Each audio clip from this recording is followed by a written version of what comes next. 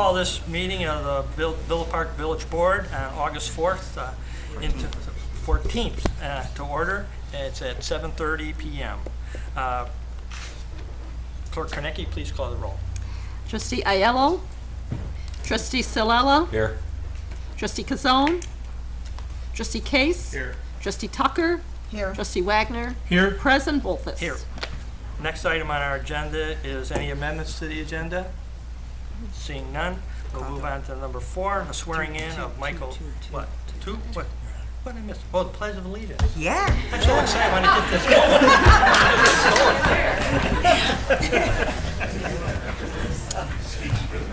I pledge allegiance to the flag of the United States of America and to the republic for which it stands, one nation, under God, indivisible, with liberty and justice for all. Please remain standing for a minute while Trustee Wagner leads us in a prayer, please. Thank you. Heavenly Father, we come to you today asking for your guidance, wisdom, and support as we begin this meeting. Help us to engage in meaningful discussion. Allow us to grow closer as a group and nurture the bonds of community. Fill us with your grace, Lord God, as we make decisions that might affect the residents, staff, businesses, surrounding communities, and all those that enter the village of Villa Park. And continue to remind us that all we do here today, all that we accomplish, is for the pursuit of truth, for the greater glory of you, and for the service of humanity. We ask these things in your name. Amen. Now we will proceed to the swearing in of Michael A. in the position of Police Chief of Villa Park. That's very quick.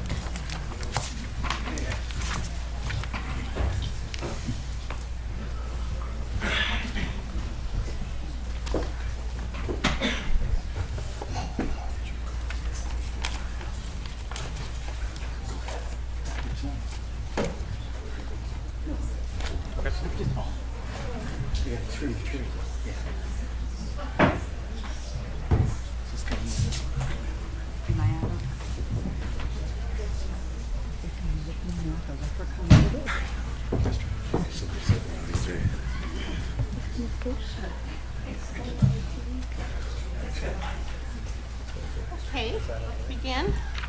Raise your right hand and repeat after me. I, I, state your name, Michael Light, do solemnly swear do solemnly swear that I will support the Constitution of the United States that I will support the Constitution of the United States and the Constitution of the State of Illinois, and the Constitution of the State of Illinois, and to faithfully accept the responsibilities and to faithfully respect the responsibility and discharge the duties of Police Chief and discharge the duties of Police Chief for the Village of Villa Park. for the Village of Villa Park. Congratulations.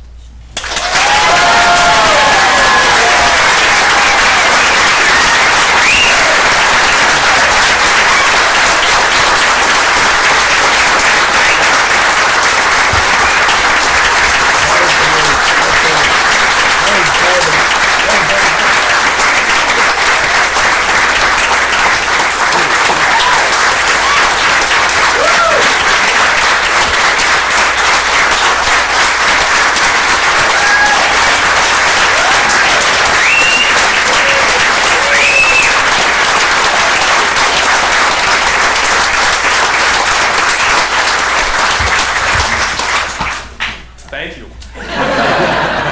Wow, this is overwhelming. I first want to say thank you to President Bolfus, members of the Village Board, and Manager Keener for allowing me to have this position as your police chief. Very exciting time for me. I've been looking forward to this for a very long time. And I think I put something in front of all of you that I kind of wanted to bring out real quick, and it's a challenge coin that we came up with a few years ago. And on the challenge coin, it has the mission statement of the police department. But even more importantly, on the back of that, there's 2 words. And those 2 words are my #1 goal for the police department and all those police officers that you see here and those that can't be here. And that's exceeding expectations. That's the goal, the motto that we live by.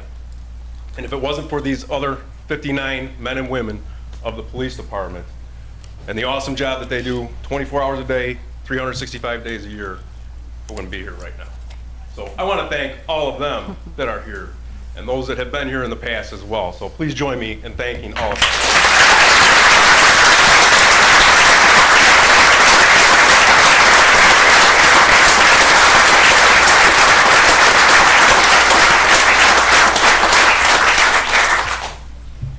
I know you have a meeting to get to, but I'd like to acknowledge a few people if I could. I'd like to start with Chief Pavlicek. He's been able to guide me and mentor me over the last 5 years to put me in a position that I am right now to lead the members of the police department. Without his guidance, it'd be a little bit more difficult than I think it's going to be now. But I know there's going to be challenges, and I accept those challenges as well. Along with Chief Pavlicek, there's my co-deputy chiefs that I've worked with over the last 5 years, Deputy Chief McCann and retired Deputy Chief Bodig. And without their work and our partnerships, we couldn't get the things done that we get done on a daily basis. So, a few other people, I'm overwhelmed by all the support that I have in the room here, but there's a lot of friends, neighbors, relatives, co-workers, former co-workers. This is just awesome. And I thank you all for being here and your support and everything. I've got some members that I've been working with over the last several years in command positions from other agencies, from the state's attorney's office, and again, I'm overwhelmed. Thank you so much for being here. These partnerships and relationships and friendships that we've developed over the years have been awesome, and I want them to continue and grow in my tenure here as police chief of Villa Park. A few people that I want to point out specifically is my family members that are here today. I have two of my brothers, my sister-in-law are here. I have Larry back in the back of the room, my brother Don and his wife Chris, who have supported me throughout my career here and have been a great support measure for me. So I want to thank them for being here. And my mother and father-in-law are here, Frank and Kathy McComber in the front row. So thank you for all your support over these years. And I still want to thank my mom and dad, who unfortunately are no longer with us, but they were a huge part of who I am and what I've become, and what I've been able to accomplish in this field. And most importantly, my family. So my wife Michelle, my son Stephen, who's been in the back over here, and his wife Ashley, and my daughter Danielle. Thank you so much for your support, the help, everything you've done for me over these last 26 and a half years. Sometimes have been rough, some have been great, it's ups and downs, but you've stuck through everything with me, and I couldn't thank you more for everything you've done for me, and thank you so much for being with me and by my side. Really appreciate it. So, look forward to moving on, and again, I accept and am excited about this opportunity to be your chief of police and continue to lead these great men and women on the police department as they serve and protect the residents that live in Villa Park, the people that work in Villa Park, and those that visit Villa Park on a daily basis. So with all that being said, thank you, and God bless.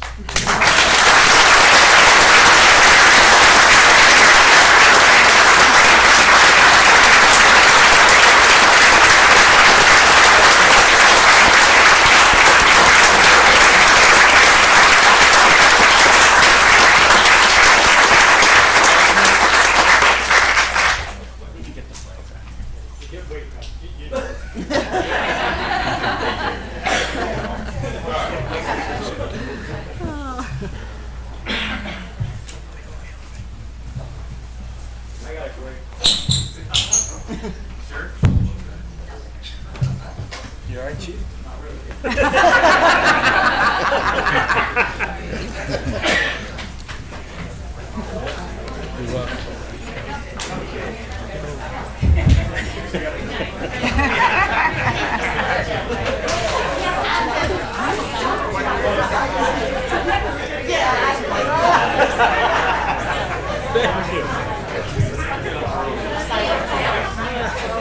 Cute little lady. Does she know you? Oh yeah, That's nice. That's nice. That was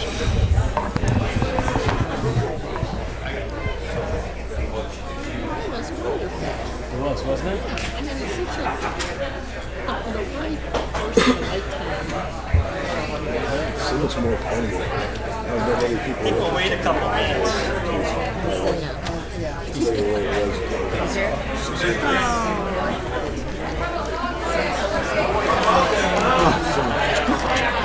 There's a baseball player.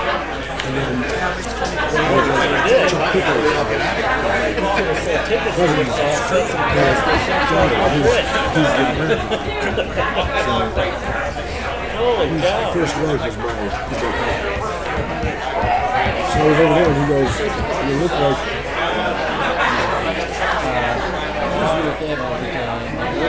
first thing someone said about this one, I was like, hey, I didn't recognize that until I said that. I wish I hadn't said that. I'm thinking about it.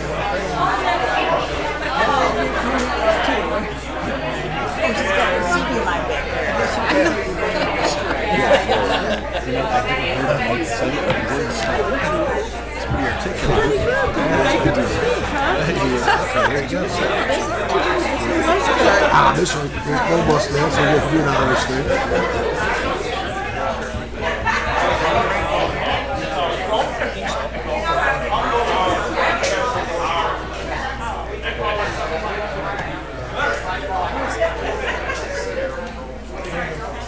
We're good.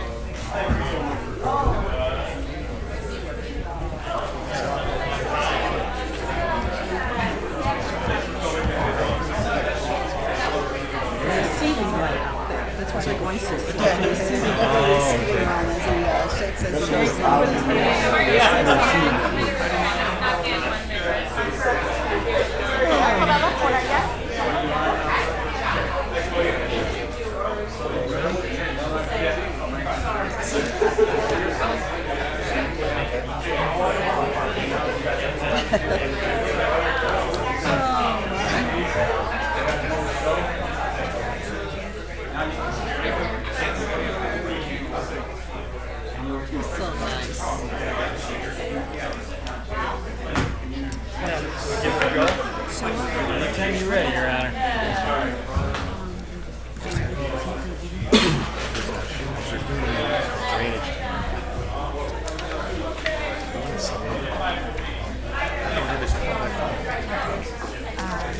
Okay, so we're going to move on to our next item of business, number 5, appointments and reappointments to boards and commissions. First is Planning and Zoning Commission, Jack Lanninga.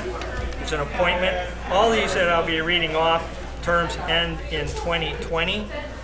Parks and Rec, Michael Storino. Economic Development, Michael Pazzola, and Gada Abdelfassa Fahmy into Economic Development. Traffic and Safety, Edward McMurray. Community Pride, Carol Davis, Jeanne Nicholson, and Michelle Petrie. And Environmental Concerns, Sandra Hill, Paul Mastuit, Anne Marie Teska, and Ellen Jerkonis, and Justin Slensky. So do I have I guess we just motion to move this on to, No, this one we actually have a motion to we actually have a motion? vote, Okay. yeah. A motion for the appointments and reappointments. President Bolfus, I'd like to make that Formal. motion. Trustee Wagner? I'd like to make that motion. Yes. Trustee Case? I'll second. Okay. Any questions or comments? Seeing none, roll call, please. Yes, Trustee Case? Yes. Trustee Wagner? Yes. Trustee Tucker? Yes. Trustee Salella? Yes. Trustee Aiello? Yes. President Bolfus? Yes. Item number 6, consider a resolution of the Village of Villa Park, DuPage County, Illinois, approving a contract with A-Lamp Concrete Contractors for the Bierman Ave Combined Sewer Separation Project in the amount of $429,436.25. Manager Keenan. Thank you, Your Honor. The North Bierman Avenue Combined Sewer Separation Project consists of the separation of the existing combined sewer on North Bierman Avenue from Holly Court to Division Street. The village will be receiving a 75% federal funding for the project's construction from a community development block grant. The project was publicly bid with a total of 11 contractors submitting bids. Staff recommends awarding a contract to A-Lamp Concrete Contractors in the amount of $429,436.25. There is a $536,000 budgeted in account 83-502-0441 in the wastewater fund combined sewer separation for this purpose. Thank you, Your Honor. Any members from the public have a comment on this? Seeing none, any questions or comments from the board? Seeing none, roll call to move this forward. Trustee Case? Yes. Trustee Tucker? Yes.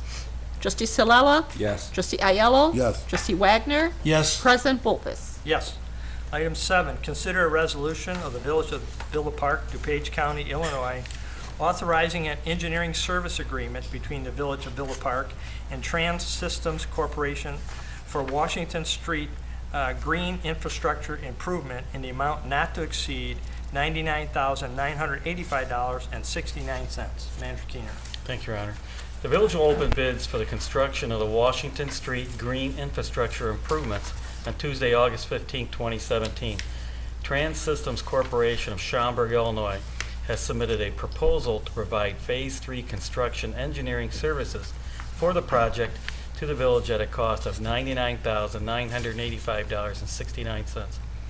Proposed funding sources for this project include the Street Improvement Fund and Referendum Account 650203-292 and Stormwater Fund 68-502-10-292. Thank you, Your Honor. Any members of the public have a comment on this item? Seeing none, any questions or comments from the board? Trustee Tucker? I have a question. Are we using previous blueprints and landscapes that they'll be using on that, or are they too old to be used? Manager Keener. Your Honor and Board, that's a very good question, and for that, I'd direct that to Deputy Village Engineer Rich Salerno.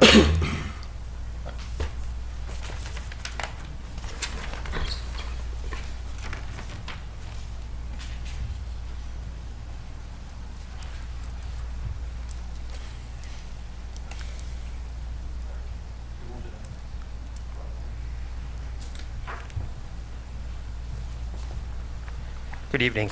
The design plans incorporated some past ideas, but these are a complete new set of plans.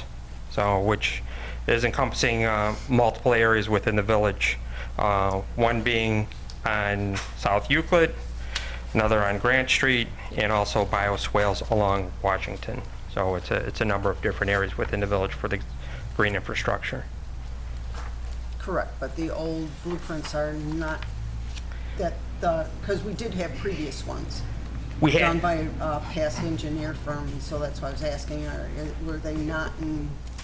some of those ideas and practices were used, but the exact plans, obviously they're to current specifications and the latest ideas with green infrastructure. So meaning the bioswales and what wasn't accounted for in those original plans that we purchased. The property on South Euclid will be a regional detention area. So some of those plans and practices were used, but not 100%. So. Trustee Allen? On the referendum part of the funding, we're using referendum funds. I had a question on that. I did send it to Manager Keener, and he did respond, and I'm not sure I followed it exactly. So can I have a little explanation on why we're able to use road referendum funds for green infrastructure on Washington Boulevard? I could answer part of that if you'd like. Actually, Grant Street was in our referendum project list, and since we received this grant funding, we're currently saving over $100,000 of referendum dollars, so we were able to then apply that just for the engineering portion of it, meaning the Phase 3 engineering oversight. But if I understand correctly, the money saved was money saved on Grant Street. That now the green infrastructure is going to fund that, and I appreciate that, and I'm all for that, of course, because we're saving money, and it comes from a grant rather than having to spend referendum money. The concern I had was it is still referendum money going for green infrastructure, regardless of whether there's an offset, and it concerned me that that could be a little appearing a little inappropriate. Well, since there was referendum dollars originally appropriated for Grant Street, we're not using all those referendum dollars for that, because we're also, I always said, with the grant funding, it also encompassed engineering as well as construction. And then as well as here's, besides Fund 60, it's also using the stormwater account of Fund 68 also to subsidize the engineering. Keener? Just to maybe clarify or maybe muddy the waters, the village had in excess, probably about almost $128,000 of referendum money budgeted for Grant Street. However, since we received the $1 million green infrastructure grant, the most we'll be spending, I think, is right around $25,000. We're going to be splitting the $50,000 engineering between two different accounts. So, is that correct? About $25,000 for the engineering? That is correct. So we'll be saving a little more than $100,000 in referendum funds, but spending $25,000 to get Grant Street done. Okay. I understand. And I get it. And I don't have a huge objection. I just want to make sure it's clear and there's a record of what the offset was. And that it's a good justification and that the money's being used properly. And we're not stealing money from the road referendum for non-road work. Correct. Thank you. Anyone else? Seeing none, a roll call for consensus to move this forward. Trustee Wagner, Yes. Trustee Salela, Yes. Trustee Aiello, Yes. Trustee Tucker, Yes. Trustee Case. Yes. President Wolfus. Yes. Item 8, consider a resolution of the Village of Villa Park, DuPage County, Illinois, approving a license agreement for a portion of the public right-of-way between the Village of Villa Park and the owner of 322 West Adams Street in Villa Park, Illinois. Manager Keener. Thank you, Your Honor. The property owner at 322 West Adams Street wishes to maintain a walkway between the public sidewalk and the curb in the right-of-way. A license agreement is necessary to grant the property owner permission to maintain the walkway. The resident will assume all future maintenance of the walkway. The license agreement would be revocable in the case of right-of-way is needed for public purpose. And Your Honor and Board and folks in the audience and at home, the reason why this is on the agenda this evening is because this particular roadway is under construction, and as part of the construction, the sidewalks from the sidewalk to the curb, if you will, called carriage sidewalks, have been removed. And that's been the common practice for the village when we redo the streets and construction, is we remove the carriage sidewalks which have been constructed in village right-of-way. And then when they go back, if the property owners want those back, like this individual does here this evening, they need to complete a license agreement with the village. And what this does is allows the property owner to have that carriage walk and maintain that carriage walk in perpetuity. However, with a carriage walk, there is some other nuances now. The carriage walk must meet ADA specifications. So we've got the size, could be the length, could be the width, could be the slope, needs a rumble strip and then a depressed curb. So it's not an inexpensive endeavor to have a carriage walk. Thank you, Ron. Okay. Any members of the public have comment on this? Seeing none, any questions or comments from the board? Trustee Tucker? Just one clarification on putting that walkway back. Whose expense is it going to come as? I believe that's going to be the homeowner's expense. That's what I wanted to say. Yes. That the decision to do it would be they have to put a petition down, in for the sidewalk to be built, or is it going to be the 50-50 deal that we have for sidewalks? Is that going to be part of it? It's not Or is 50-50. it going to, okay, so, It's all theirs. Yes. okay. Anyone else? Seeing none, roll call, can move this on to formal. Okay. Trustee Salela, Yes. Trustee Tucker, Yes. Trustee Case. Yes. Trustee Aiello. Yes. Trustee Wagner. Yes. President Wolfus. Yes. Item 9, consider a resolution of the Village of Villa Park, DuPage County, Illinois, approving a license agreement for a portion of the public right-of-way between the Village of Villa Park and the owner of 216 South Euclid Avenue in Villa Park, Illinois. Manager Keener. Thank you, Your Honor. The property owner located at 216 South Euclid Avenue wishes to install a pool water discharge in the Central Boulevard right-of-way. A license agreement would be needed to grant the property owner permission for the proposed installation and maintenance of the discharge. The license agreement would be revocable in the event that the village needs the right-of-way. And Your Honor, this is a little different than normally we see for a license agreement. So during Central Boulevard's construction, part of the curb, gutter, and right-of-way was removed, and they found this discharge. So this discharge has been in that current location for many, many, many years. The homeowner wishes to have that discharge there. Staff feels it's fine as long as a license agreement is approved by the board and the discharge is at least 24 inches behind the curb. Thank you, Your Honor. Any comments from the public on this item? Seeing none, any questions or comments from the board? Trustee Cielo. What is the termination point for that pipe going to be? Is it going to be a connection to a storm sewer? Is it going to be an open pipe? Is it going to go into a swale type of rock arrangement of some nature? Thank you, Your Honor. I believe it's just going to be an open, small diameter pipe that empties into the boulevard, which I would believe would probably at some time overflow into the curb. Thank you, Your Honor. Anything else? Anyone else? Trustee Allen. What do you use? You use this to discharge your pool water at the end of the season, I'm assuming? Not year-round. Thank you, Your Honor. Yeah, at the end of the season, and staff has discussed with the property owner that to let the pool settle and at some point not add any more chlorine, so when it's discharged, the chlorine does not pollute the intakes. Thank you, Your Honor. Yeah, that was one of my concerns too, about what was actually going in there, so. Anyone else? Okay, roll call and move this to the formal. Trustee Aiello? Yes. Trustee Wagner? Yes. Trustee Case? Yes. Trustee Silella? Yes. Trustee Tucker? Yes. President Bolfus? Yes.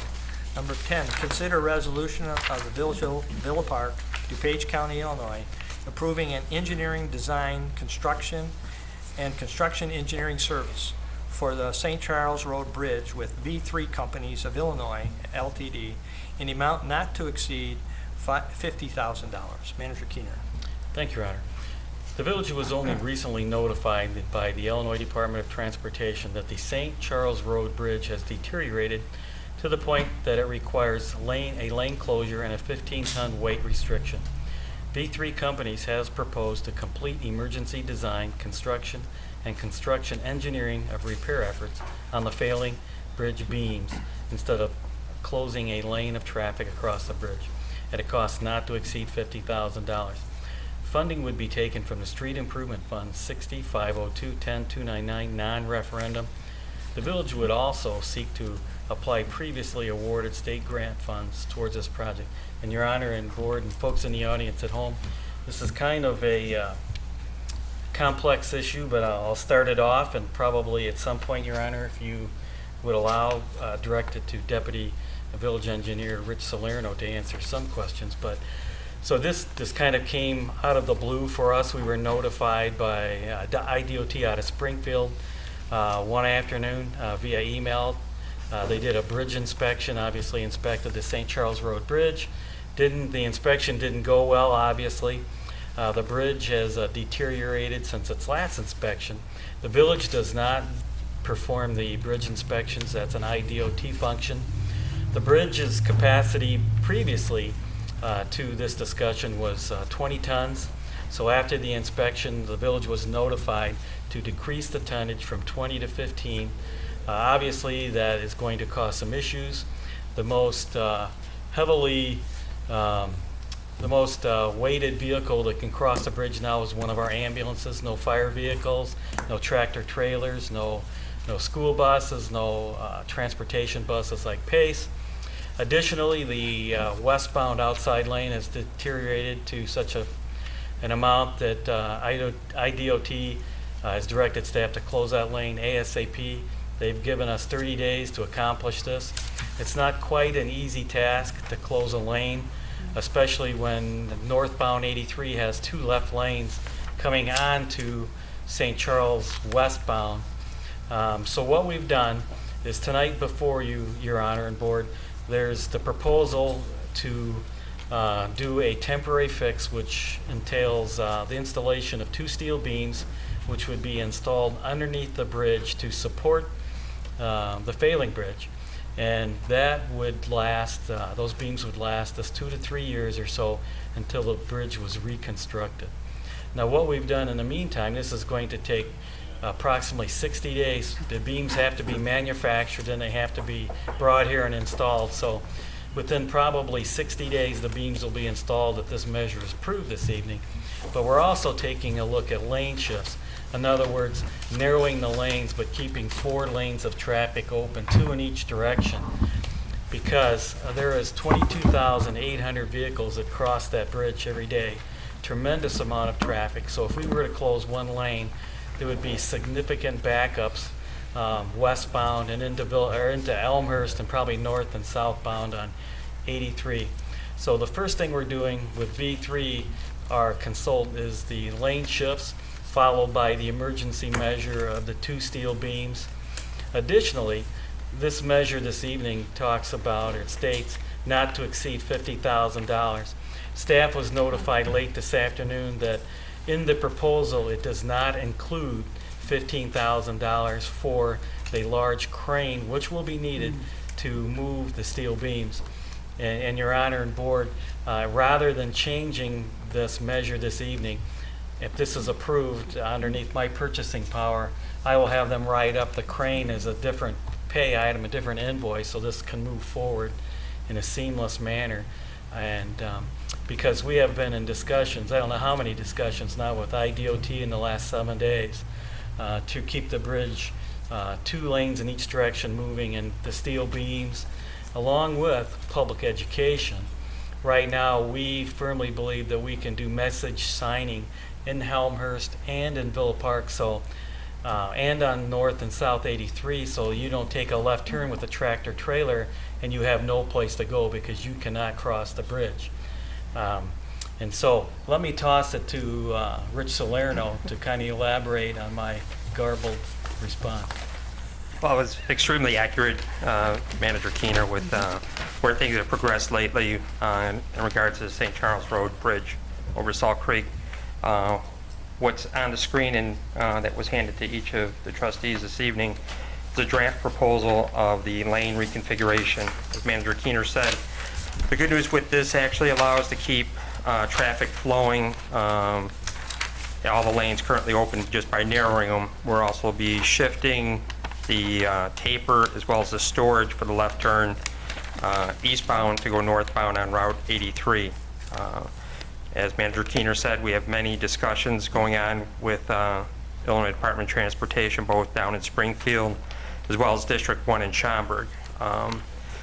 Getting this proposal here today, looking at it, both the traffic configuration as well as with the temporary repairs, will be going to IDOT for their approval. They've been working with us on some requirements for those repairs. The good news is with that, even though it's still being posted at 15-ton limit, we'll be able to keep traffic flowing in all directions. As Manager Keener said, there'll be an extensive campaign notifying the public as well as the motoring people out there as well. We'll also be notifying the businesses up and down St. Charles Road as we did last time when we had to reduce the weight limit for the bridge. Feeling by the time when the bridge is actually reconstructed, which we anticipate probably 2 years down the road, that these temporary repairs will help traffic keep moving. As Manager Keener said, it's a large volume road with over 22,000 vehicles per day traveling on it. So as many that we could keep rolling on there, minimizing the weight limit, the better off everybody will be. So we're working quite quickly. Thank you, Carter. And what we haven't talked about is the cost of reconstruction. So you're probably thinking, Keener, what's this going to cost? Well, the reconstruction of the bridge is close to $4 million, and currently we have about 80% of that in federal bridge reconstruction money. So we don't have the full 100%. We do have 80%. And you're probably thinking, well, how does the Village of Villa Park have a bridge that's 3/4 in Elmhurst and 25% in Villa Park? And I would say, man, that's a really good question. But back in 1979, there was an agreement signed by IDOT, Elmhurst, and Villa Park that all 3 parties wanted particular construction to take place on St. Charles, some on the bridge, some on the east side of the bridge, some on the west side of the bridge. And so the parties negotiated at that time in 1979, and Villa Park ended up with maintenance of the bridge. Not really reconstruction, maintenance. But it is what it is, and so we're moving forward. We're educating the public. We're working with the other communities. We'll take care of it, and then we'll certainly look for the other 20%, either from the state, more federal funding, or I've already asked the Elmhurst representatives for some cash also. Thank you, Randy. Any members from the public have a comment on this item? Sure. Please, sure. Please state your name and address. Good afternoon, or evening rather, sorry. Justin Schlensky, 436 North Fulton Avenue. Thank you for the appointment to the Environmental Committee. It's my first time speaking in front of the trustees, so thank you for your attention. Obviously, just west of Route 83 on St. Charles is gonna, well, you got yourselves into a pickle here, for sure. With IDOT, when did they perform the initial inspection, and how much heads up or a warning were you provided as to the actual inspection itself? Maybe Rich can answer that question. I know it was a while back. There's been a number of inspections. We're required every 2 years to do a bridge inspection, but just recently there was an updated bridge inspection because of the deteriorating condition of, it's a precast concrete deck beam is how this bridge is actually constructed. So with the last inspection, we had to post it, as Manager Keener said, for the different axle loading of vehicles. We just received another inspection. I don't have the exact date, but now because of its deteriorating condition, we'll be doing required inspections every 6 months. So to determine, make sure that it's not deteriorating any further. So it was just a few weeks ago that we actually received the last inspection report. Okay. Why don't you stay up here? Sure. Block you out. Next question is, if I understood correctly, with the temporary fix that is going to likely happen, we're going to decrease the ton weight from 20 to 15. Are we going to get back up to that 20 so that emergency or non-emergency vehicles can go across? No. No. Even with the temporary measures, the weight restrictions will stay at 15 tons. Okay, so if a fire engine needs to get across, they got to take North Avenue, presumably? No. Correct. An ambulance is the... Well, No, an ambulance can cross, but not an actual, if I'm using the correct term. Manager Keener can expound on that. I believe we already have an agreement with Elmhurst. Yes, thank you, Your Honor. When we first learned of this, I directed Chief Rakosnik to reach out to Elmhurst, and we've made an agreement that Elmhurst, the city of Elmhurst will respond to our issues on 83, and we'll respond to their issues west of the bridge, in other words, north of St. Charles. Excellent. Regarding schooling, I do not have children. I don't have anyone in the local school district system here. But regarding the buses, and again, if I'm recalling what I heard correctly, and if I'm wrong, please call me out. Will any school buses need to have crossed this bridge in order to effectuate service? The school buses or PACE buses will not be allowed to cross the bridge. The more the heavy traffic crosses the bridge, the more likely it's going to fail. Makes If it sense. fails, we'll close a lane. And quite honestly, I'm not an engineer, but I'll just tell all of you, I looked at Chief Rakosnik and I said, you know, you're an emergency vehicle. We should let you cross the bridge. And then one of our engineers looked at me and said, Keener, if that bridge fails, what are you going to say when you've got a fire truck in the creek? And I said, you know what? Let's talk to Elmhurst. Pace has already rerouted their buses, so Okay. they're not going across that bridge. Okay. Well, is that going to require any rerouting for the school district? Because we're coming up on, I believe, just a couple weeks from now. All the school districts have been notified, Excellent. and all the bus companies within the village boundaries, so they are quite aware of what's taking place. All right. So, Okay. Nothing further. Best of luck. Anyone else? Anybody from the board have any questions or comments? Trustee Aiello. We have been knowing about this for a while. There is a project in place that's being processed. Work towards I think we've replacing already this. gone through phase one, Yeah. engineering. I think that's recently been approved. and now we're getting ready to go into phase 2, which is the design. So we've been working on it, we just didn't expect it to happen this fast. Right. So, I still have a question. I still need a definition. The old contract says, agreement between the state and Elmhurst says that Villa Park would be responsible for maintenance. I agree with you. I don't consider this maintenance. Is there a legal thing about the definition of the word maintenance? Yes, there is, and we can review it and review this contract and talk to Elmhurst and work with manager. I think we ought to review that and get a definition of maintenance. Because if I talked to some older board members that were around at the time, that is, they could consider it maintenance. Would it be snow plowing and maybe patching some potholes, but not reconstruction? This is reconstruction in my interpretation. So I just like to see that explained. Trustee Case. When the new bridge goes up, what's going to be the weight limit on there? It's currently under design. It'll be back up to at least its previous weight, if not heavier. Yeah, because we got a lot of issues with traffic coming over now. So. That's 2 years from now? Yeah. That's how I said. I mean, right now, as President Bolfus said, we just did receive approval for phase 1, and now we're on the process. We've submitted for phase 2 approval, so that's actually part of the design of the actual structure. After we finished phase 1 and we submitted it to the state for approval, how long did it take for them to okay it? Sounds like a long time. It's been a long process. I think, but since the state, after they sent us a notice about what they wanted for the 1 lane closure and the reposting of the weight, they've expedited their process both down in Springfield as well as then District 1 to get, because at that time phase 1 was not approved. And so we were actually on the phone with them, and Central Bureau, which is Springfield, talked to District 1, and now, I mean, it was miraculous that a couple of days later we did get approval.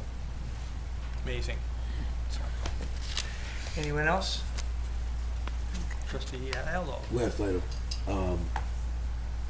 If research from our attorney supports it, can we support tonight declaratory action? And we would file a declaratory action against? I think we would first have to sit down and get our, if there is case law on it, if there is precedent on it, if there's an Attorney General's opinion on it, and then propose it to Elmhurst and advise, get direction from the board, next steps. If we are correct with the history, if there is law to support it, I think I'd like to come back to the board for direction. So she would like to get 75% of $800,000 from somebody else. Right. Okay, any other questions from the board? Seeing none, consensus to move this to the formal. Trustee Wagner? Yes. Trustee Case? Yes. Trustee Silella? Yes. Trustee Aiello? Yes. Trustee Tucker? Yes. President Bolfus? Yes. Number 11, consider an ordinance of the Village of Villa Park, DuPage County, Illinois, accepting a plat of an easement for stormwater management and sanitary sewer purposes at 780 North Addison Road, Car Wash Development LLC. Manager Keenan. Thank you, Your Honor.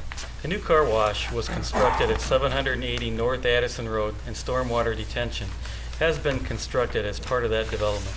DuPage County Stormwater Ordinance requires all major and minor stormwater systems to be located within easements. Additionally, a utility easement for the sanitary sewer service granting the village rights of access is also incorporated into the plat. An acceptance of the easements by the village is necessary before it can be recorded. Thank you, Your Honor. Any members of the public have a comment on this item? Seeing none, any questions or comments from the board? Trustee Tucker. Yes, I looked at the layout and I'm confused on how they're possibly gonna do that for storage on the structure. We're giving them easement, but how are they gonna set up that in the future for stormwater and storage then? Yes, Rich. It's already completed, Your Honor, both elements. Thank you, Your Honor. Trustee Tucker, both the stormwater is completed and so is the sanitary sewer service. WashU is already open to the public and I think has been for about a month now or so. Thank you, Your Honor. Any other questions? Seeing none, consensus to move this forward. Trustee Case? Yes. Trustee Ayello? Yes. Trustee Tucker? Yes. Trustee Wagner? Yes. Trustee Silella? Yes. President Volkes? Yes.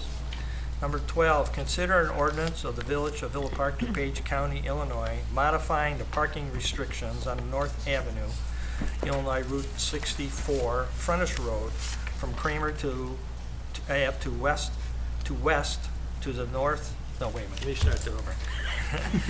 Access, let's see, where are we at here? From Kramer Avenue west to the North Ave, Illinois Route 64, edge of payment. Manager Keener. Thank you, Your Honor. Based on a sketch provided by IDOT, village staff is proposing a new parking configuration on the North Avenue frontage road between Joyce Avenue and Kramer Avenue. The new configuration would prohibit parking along the north side of the frontage road while allowing angled parking on the south side of the frontage road. Parking would be prohibited on Fridays between the hours of 10 a.m. and noon to allow for street sweeping. There is also a section granting the police the authority to tow a vehicle if it does not comply with the parking requirements.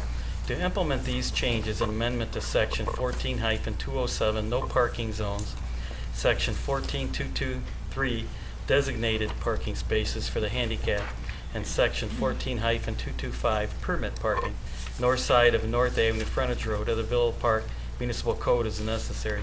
And Your Honor and Board and folks in the audience at home, some time ago, staff has met on and off and with IDOT in Schaumburg and discussed certain concerns of the folks living at the North Avenue townhomes. And the reason this started for the configuration of the frontage road for parking is our ambulances and our fire trucks have a very difficult time pulling into the frontage road. Currently there's parking on both sides, and it's very difficult for the large ambulances and fire engines, which are now square. They used to be like a van, maybe a little bit larger than the van for an ambulance, but these are large units now that are square, and the fire trucks are very large also in square, much larger than the older models.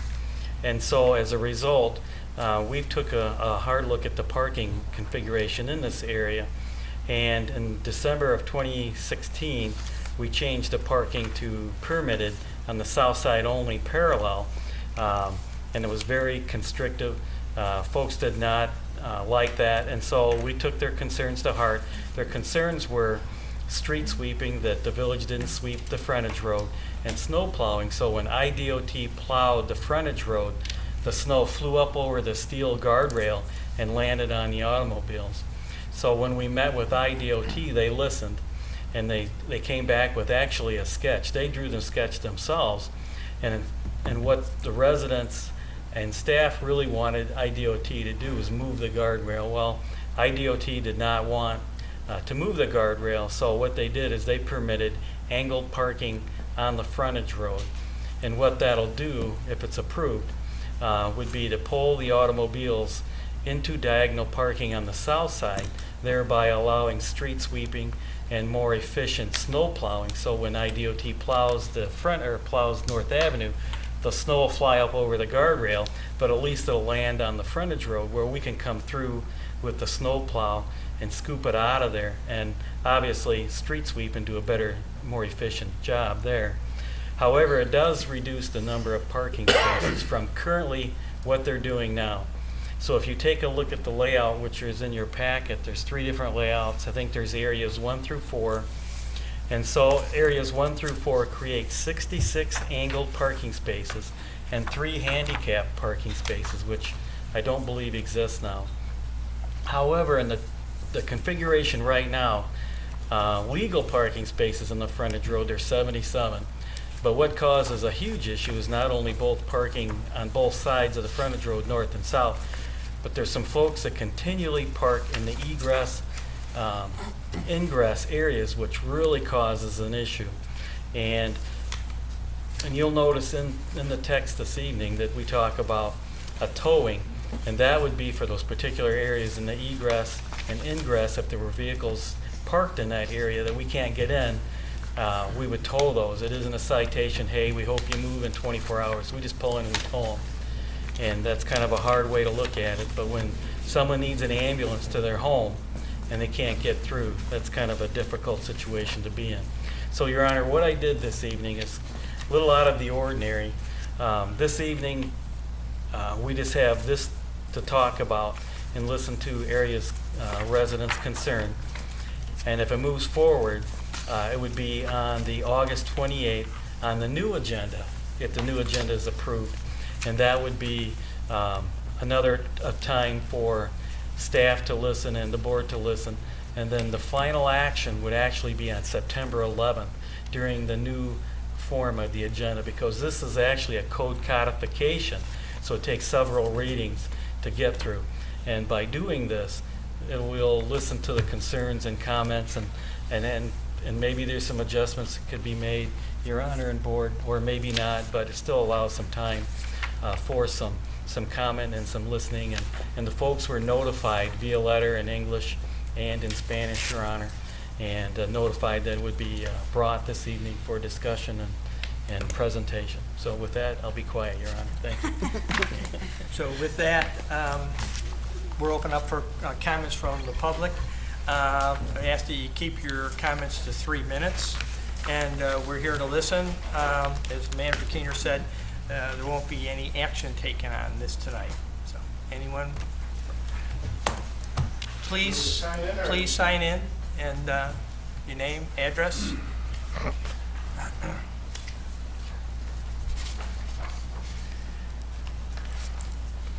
And we're also willing to listen to if you had any alternate ideas.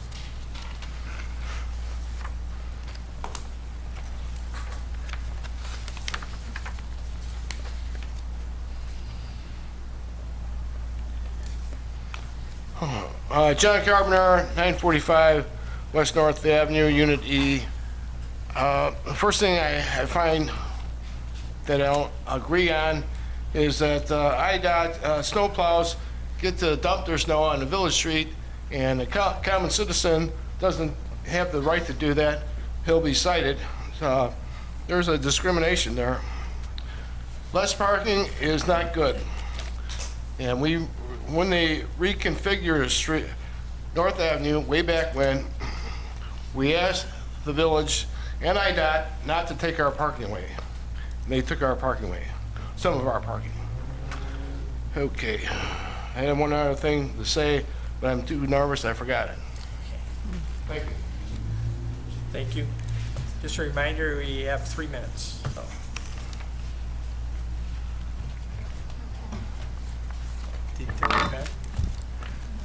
Anita LaPianca, 909 through 925 West North Avenue. I just had a few questions. Would the modification be with the existing size of the street, or would there be some setback of the curb on the south side of the frontage road? Thank you, Aaron. Yeah, I apologize. I failed to explain that there would be no road expansion. What I would probably direct staff to do is probably seal coat it just in case there's any striping that's there now, and then come in and stripe all the parking spaces and the handicap. So the roadway as it is now would not be expanded, would not be reduced. It would just be angled parking on the south side and striped. And the cost of this would be borne by whom?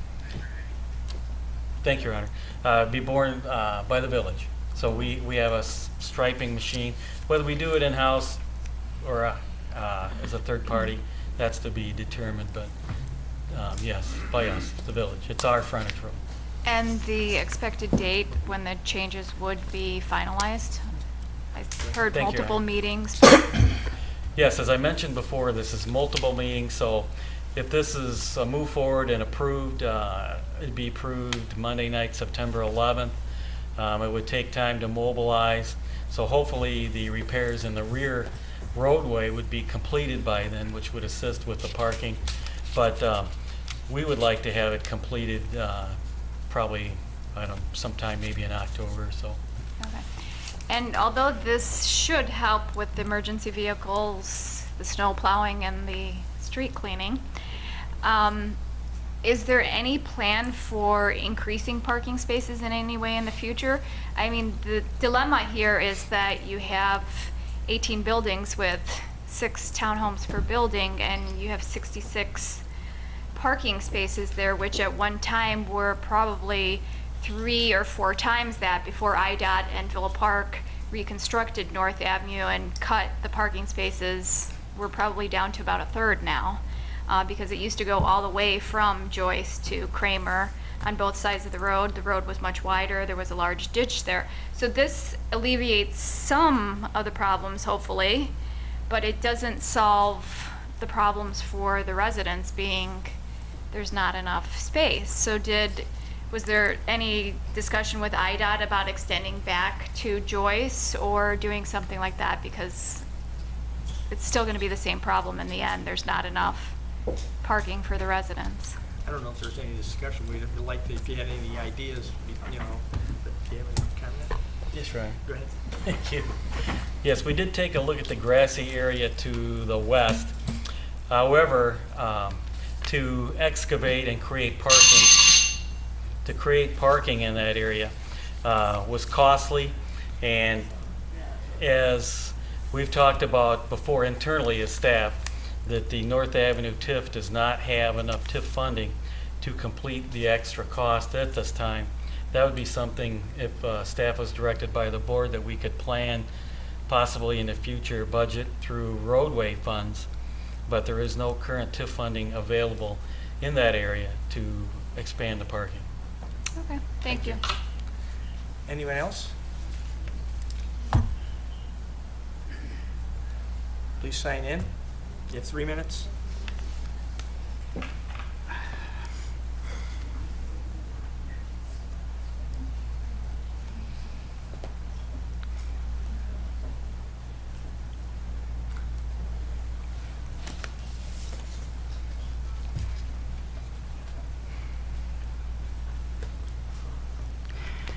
Okay, I have a heart condition, and Could you state your name for the record so we get...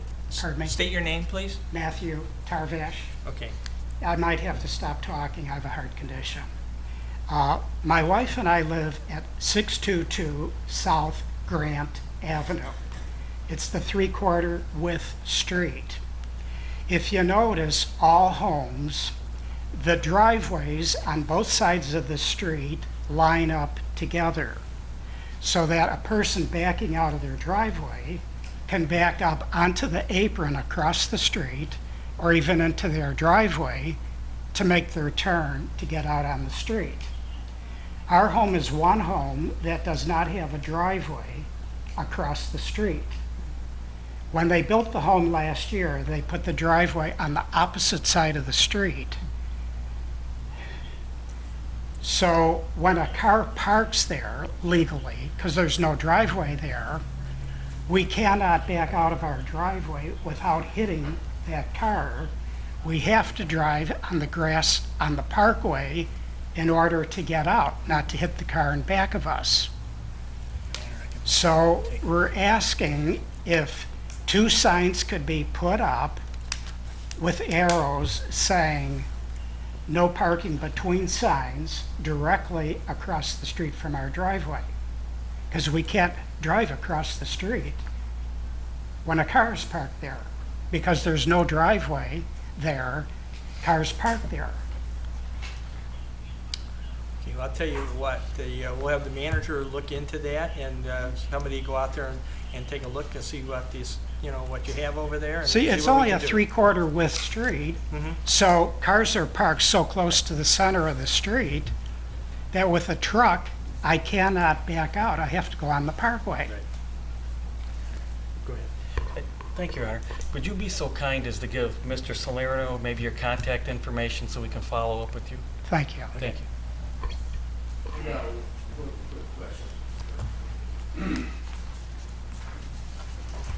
Good evening. My name is Elio Reyes. I live in 1001 West North Avenue in Villa Park.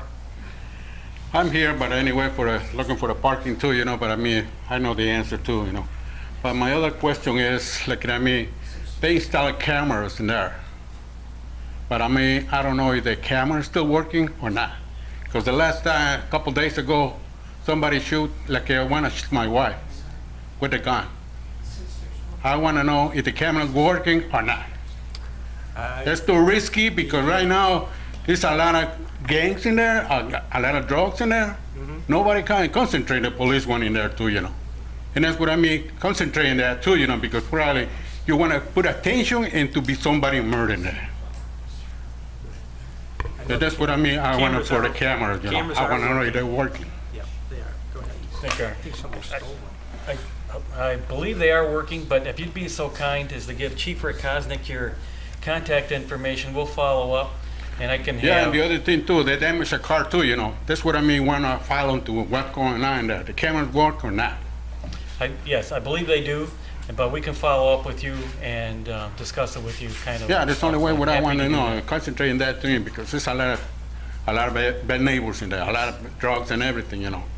Please. Okay. Thank you very much. Give the chief your phone number and that, and somebody will get in contact with you. Could I just quickly ask for clarification? Because I was at that meeting with IDOT back in February. Many of us was here. So as I understand, IDOT thinks that we should diagonally park to eliminate the problem with the ambulance not getting through. Okay. Is that what the... Can we think of something else, or can we eliminate diagonally park where the street goes crooked? Oh, you know, leave the parking on the west end the same? And can we address that problem with not enough parking sometime in the future? I mean, I've been living there 20 years, and there's always been a problem parking. It was a lot better 20 years ago when we had the before the North Avenue reconstruction. You know, please, if, you know, like we say the prayer with Trustee Ragnar read off, list our concerns and find a long-term solution to parking there. Okay. Please. Thank you. Anyone else? Again, state your name, sign in, and 3 minutes. Yes, hi, my name is Maria Reyes. I'm also the homeowner of 1001 Unit A. We just had a question that you mentioned that there was no way of expanding the frontage road. So if you do the angle parking and those large vehicles, those vehicles may be damaged as well, even if you get the first responders to come through there. I mean, I don't see that it's going to really resolve the problems for emergency vehicles to come through if we all start parking in an angle. I mean, first of all, now the people that don't respect the markings, the stripings on the ground, that they just park anyway and anyhow. So I just feel that if putting too much effort into trying to do it this way without knowing, if not being in the area, knowing what it's like to be in that area, it's a waste of time and money to do that. I think our design allows the fire trucks and that to have access to be able to get in, and the school buses and stuff. So that's not an issue. Okay, so now there's the two buildings, the 1009 and 1005, that they have no public parking in front of them. It's all the grassed area. If we had that, you know, road back, the street back, and going all the way to Joyce, just like Anita said, it'll help a lot of the parking. We bought that house in 2001, and we never had any problems with parking. We never had any problems with the first responders coming through. It seemed to have been okay. Why this whole change to seem to be making it more complicated for all the homeowners and the residents in the area, more dangerous, just like my husband said, that we're having more criminals activities in the area. We need to eliminate that, not to keep enforcing it and making it more complicated for the people that live there. I think, as the manager stated, we'd like to be able to move out to the west a little bit in that grassy area, but it takes a lot of money, and we don't have it in our, we don't have the funds for that right now either. Maybe somewhere down the line, but not right now. Okay, thank you for your time. So, anyone else? Seeing none, we'll move on to the formal. President Bolfus? Yes. Would you entertain some comments from the board on this? Oh, sure. I just want to mention that I did meet with some of the residents and walk the area with them, and I understand their concerns. My concern is also their concern that by changing the parking configuration, we're going to displace cars, and the question is, where will those cars go? Some changes that I'm going to suggest when this is on the formal agenda is I learned that they're planning a project to redo their back alley or drive. I'd like to see us coordinate with them so that the two projects are not being done simultaneously, and then we displace a large number of residents with absolutely nowhere to park. They're going to be reconstructing and repaving their back alley, which will, I would assume, provide parking where people would not want to park because that parking area is badly cratered and with extremely deep potholes. The other thing, my other concern is weekly street cleaning. I don't know of any other area in the village that their streets are cleaned every week. I think that could become a hardship for them. I can see right currently now, the signage that there says that there's street cleaning the first Monday of the month. I think it's from April till, I'm not sure, November. I would think that cleaning the street once a month would be adequate. And the other thing that I would also mention is, we mentioned the grassy area to the west. I completely understand we don't have money budgeted for that, but I would strongly support doing that to provide extra parking for that area, because I think it's needed.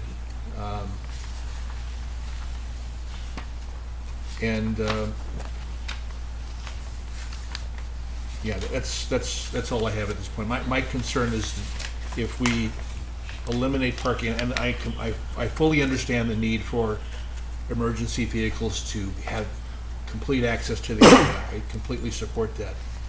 But I understand their concerns that we don't want to eliminate parking and create additional hardships for the people that live there.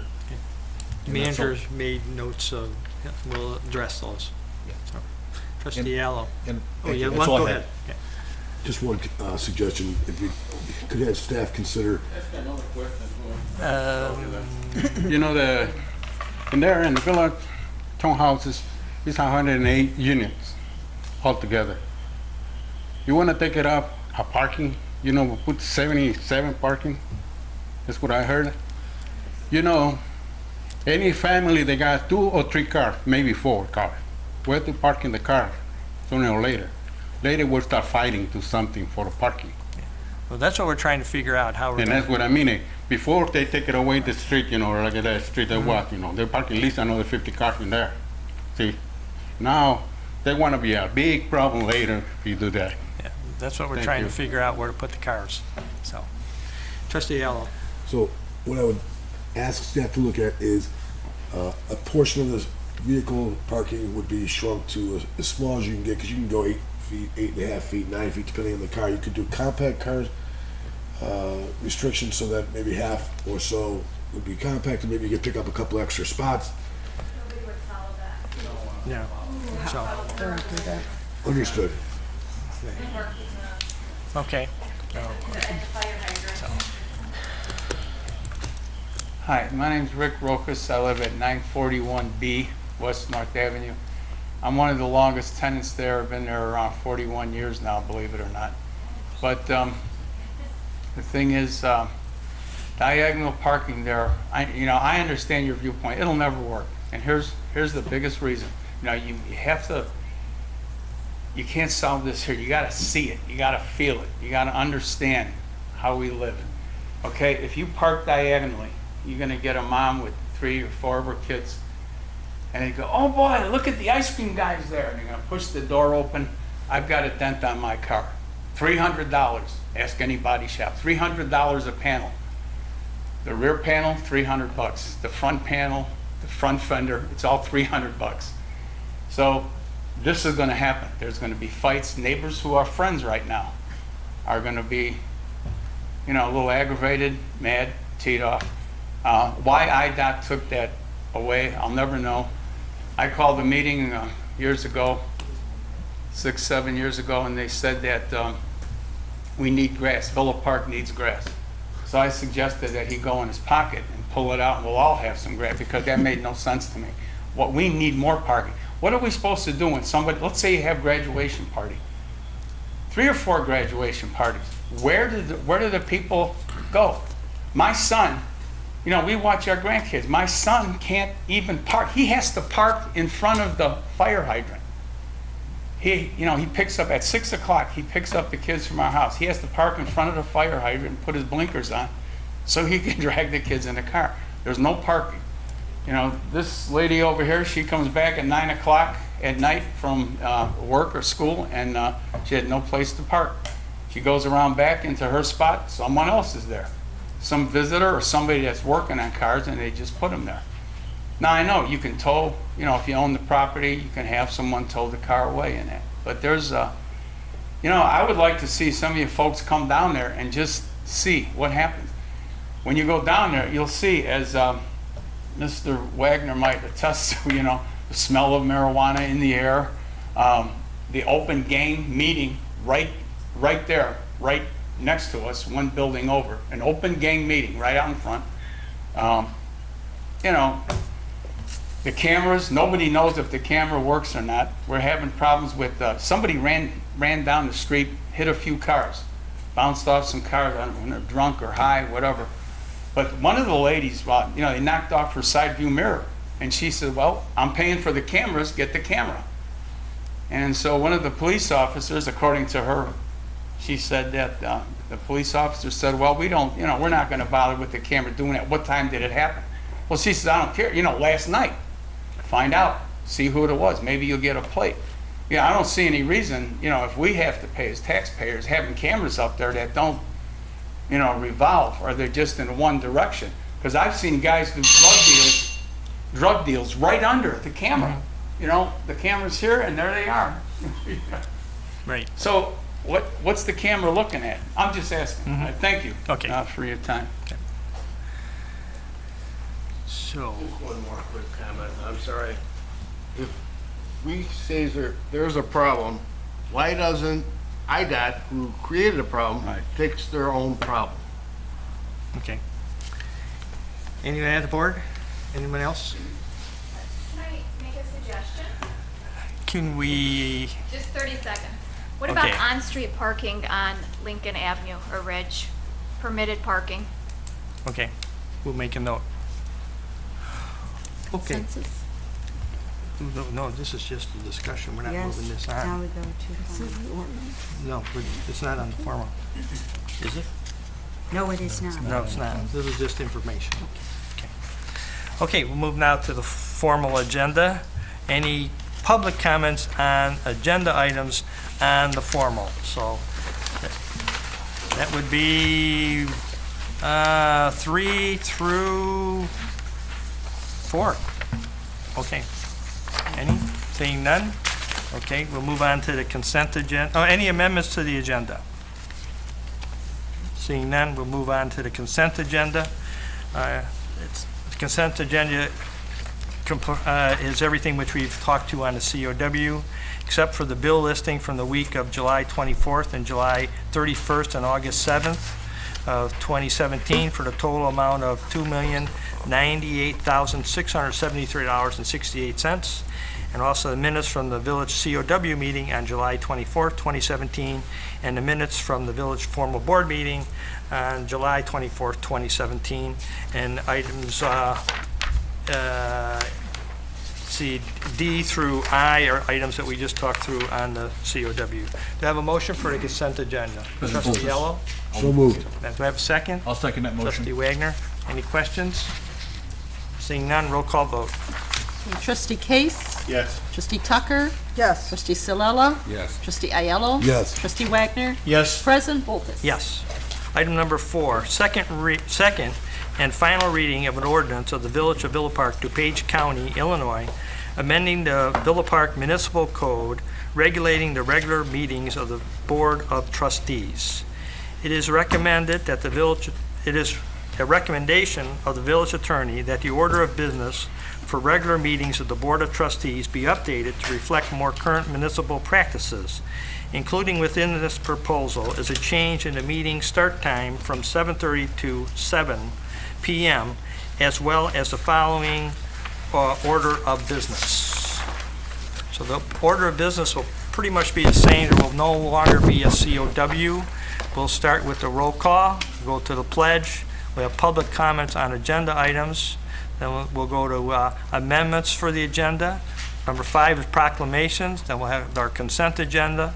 Then there'll be a first reading of an ordinance to be codified, but this will just be an introduction and there will not be a vote on that. And that's if there is something. And number 8 would be the second reading of an ordinance to be codified. 9, we would have the ordinance, resolutions, and motions. 10 would be the public comments and non-agenda items. And 11 would be the clerk's report. 12 would be the trustees' report. 13 would be the president's report. 14 the manager's report. And then 15 would be the executive session if we needed one. And 16 would be adjournment. Do I have a motion for the second and final reading? Trustee Allo. So moved. Do I have a second? Trustee Case? Second. Okay, any questions or comments? Okay, roll call vote, please. Trustee Wagner? Yes. Trustee Tucker? Yes. Trustee Aiello? Yes. Trustee Case? Yes. Trustee Silella? Yes. President Bolfus? Yes. Item number 5, public comments on non-agenda items.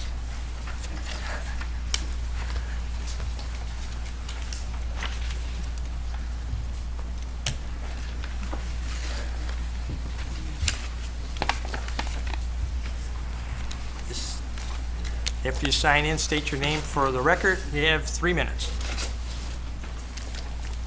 Good evening. Thank you very much. My name is Chuck Ball. I'm here representing the Christian Church of Villa Park. We're going to be doing a community service project that we refer to as Love Your Neighbor Day. This is our 3rd year, and we're doing this to help homeowners that are either physically unable to do work in their homes or they financially can't afford to do it. We have 3 churches that are largely working on it.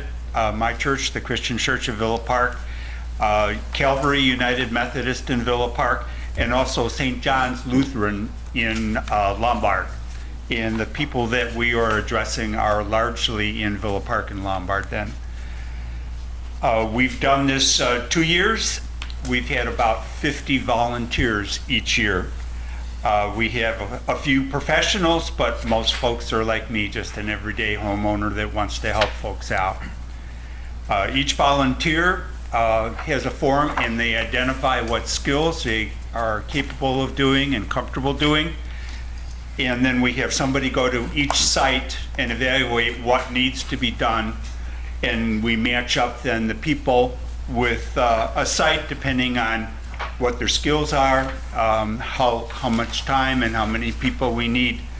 And each occasion or whatever, with the exception of one painting job or whatever, has been pretty accurate. Last year and the year before, we were able to help about 10 homeowners. And it was about 50-50 between Villa Park and Lombard.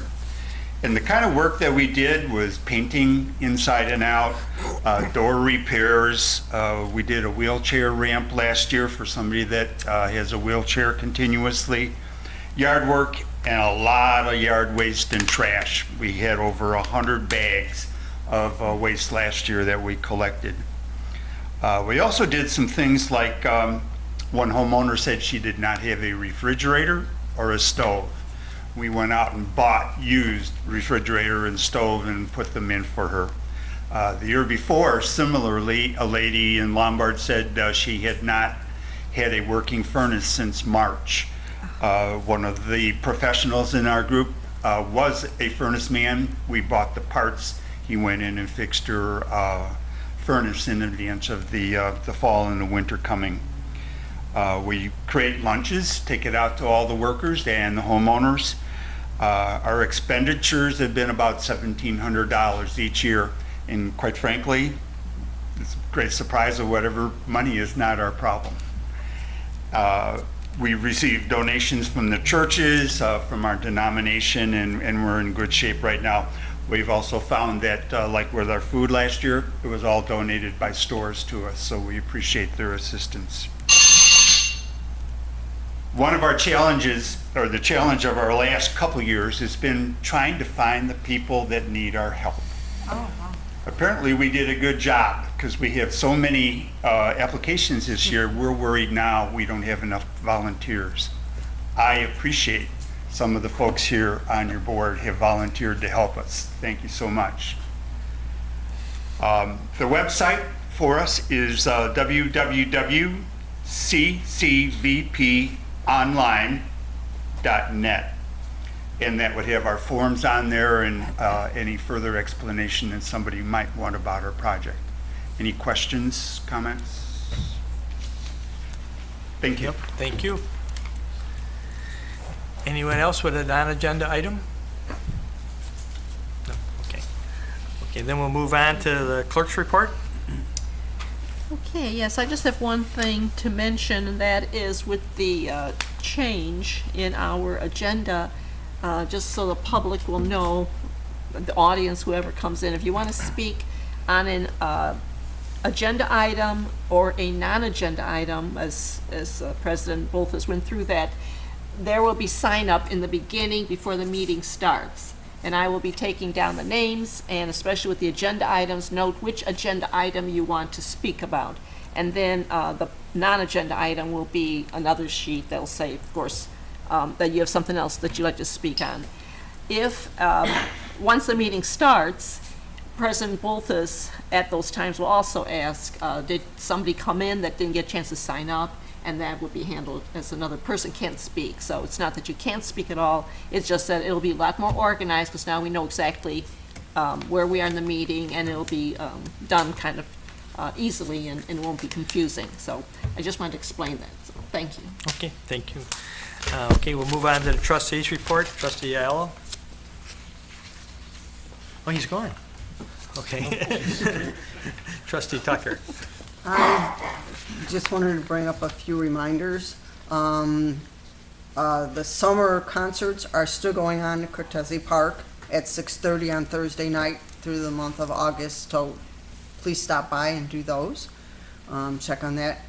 For those people that have the electronic recycling, it is this Saturday.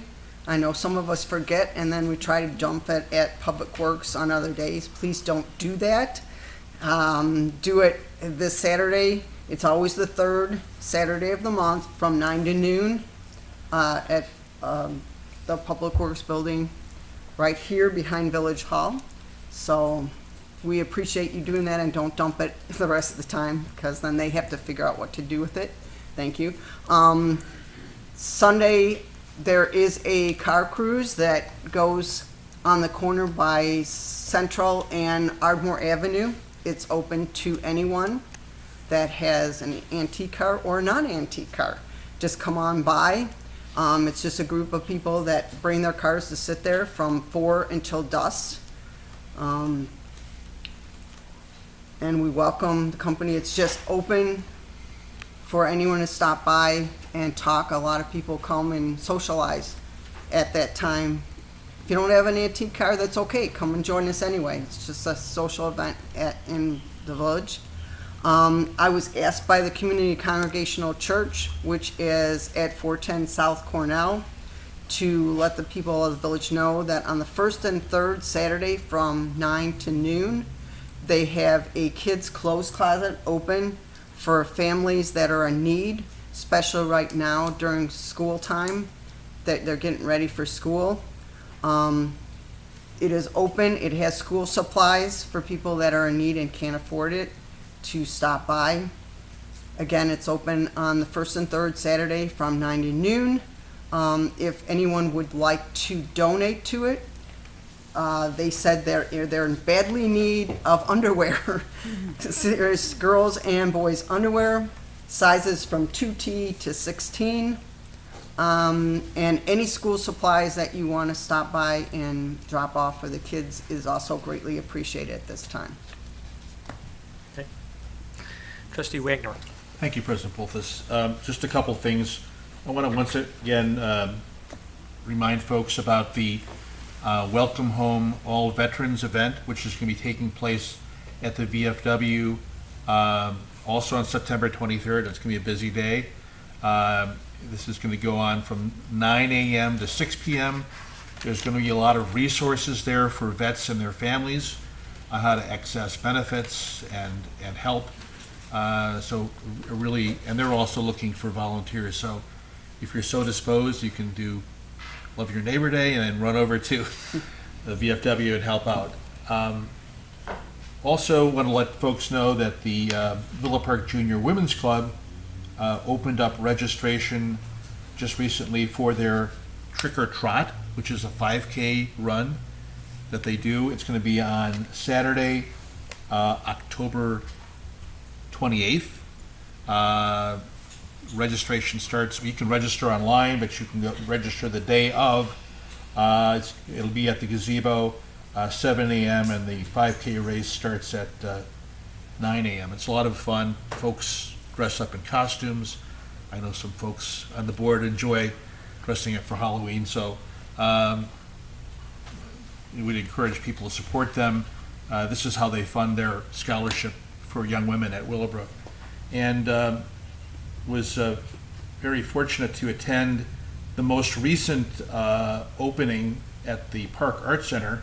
It's called Impromptu, and it's going to be running there from August 1st until August 31st. So I'd encourage folks to go visit that exhibit. It's really, really very interesting.